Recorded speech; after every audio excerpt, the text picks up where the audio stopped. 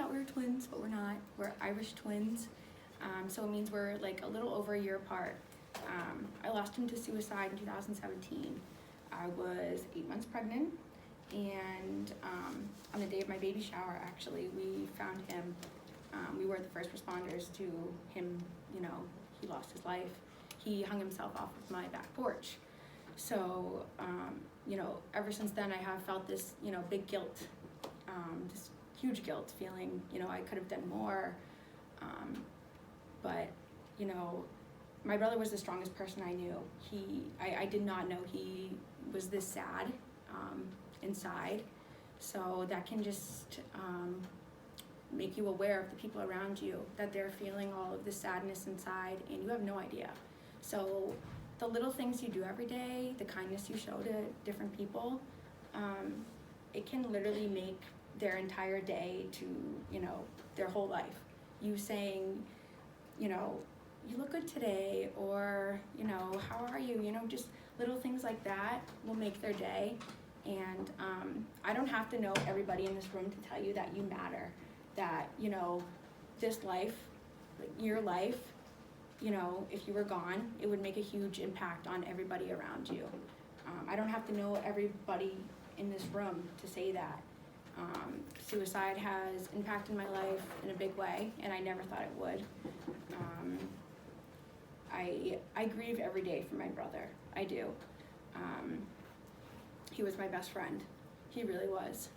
I have a slideshow after I'm done speaking to, you know, show you his life. But there is a stigma behind mental illness that everybody is almost too good to get the help, and that's not true. You know, everybody is dealing with their own internal struggles or with their family, whatever. And I'm here to tell you that you are stronger than that, that you are here for a reason. You woke up today for a reason. You know, you opened 2 gifts this morning. It was your eyeballs, and you have no idea. If you wake up every morning with that mindset every day, it will change your life. So I really just wish my brother heard that before he took his own life. I wish he knew how much he meant to every single person on this earth. He was the best person I know. He was only 20 years old when he took his own life. I'm guessing you guys are around the same age around that he was. He did not show any signs, and that was huge for me because I'm usually pretty good with picking up things like that. I didn't see anything. You know, one day I was gonna go to my baby shower, and then the next day my brother's gone. So it's just like, it's that quick that your lives can change. You know, especially with holiday season, it's December, you know, Christmas is in a couple weeks. Take pictures, take videos, do whatever you can to spend time with your loved ones, because it will mean everything to you at one point. There are some days where I forget my brother's voice, and it sucks. It sucks. So I call his old phone number, and I just listen to his voice now. And that's what gets me through the day.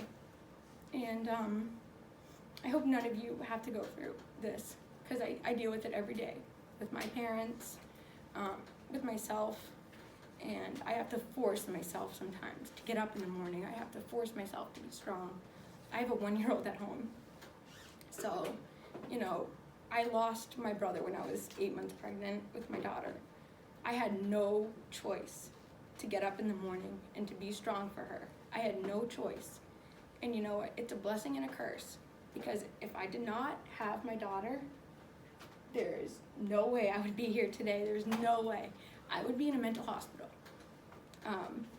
And it's just, I guess it's ironic, because before my brother passed, we had my daughter's name picked out. Her name is Novella Hope Lacasse. It's NHL because my boyfriend loves hockey. So NHL, hockey, whatever. But Hope, she was my biggest sign of hope to this day.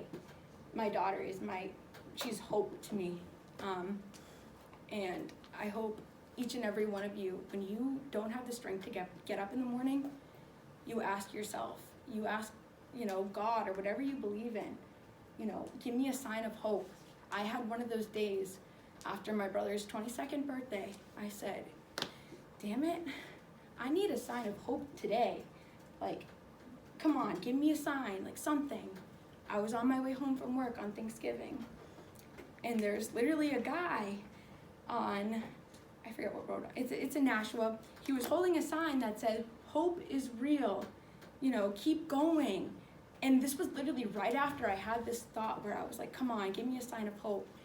And this person is holding a sign of hope. So hope is real. And I hope all of you recognize this. It's been a long battle for me and my family.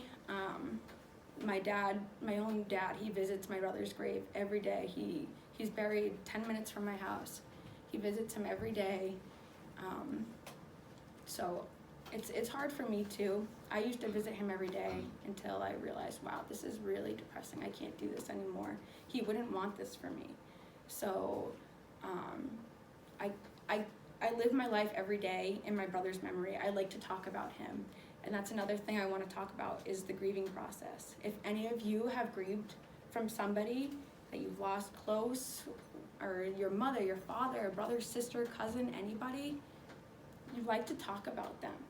You don't like to beat around the bush. You don't like to, be the elephant in the room. There's been so many situations where people get awkward around my brother's death, and it hurts me more that they beat around the fact that he's gone. I love to talk about my brother. It's how I remember him. I don't like forgetting his voice. I don't like forgetting how he was. I don't like that. I love to talk about him. I love to remember him. So if any of you have lost anybody, whether it's suicide, car, any way you have lost somebody, you like to talk about a loved one. And that's how I feel about my brother. So I just want to say thank you for having me here and talking about him. I walk every year, once a year in September, for suicide awareness. This is an Out of the Darkness shirt. It's basically to, remove the stigma of mental illness out of the darkness, where it's okay to be, to have depression, anxiety, bipolar. It's okay to get help. Whether people around you are saying, oh, you're over dramatic, your own parents are saying, oh, it's a phase, you're a teenager, you're just growing up. No, sometimes it's more than that. Sometimes you need that extra help. You need medication or therapy. You need that, and that's okay. And I just want to let all of you know, it's okay to feel sad sometimes. You have to fight against the stigma. And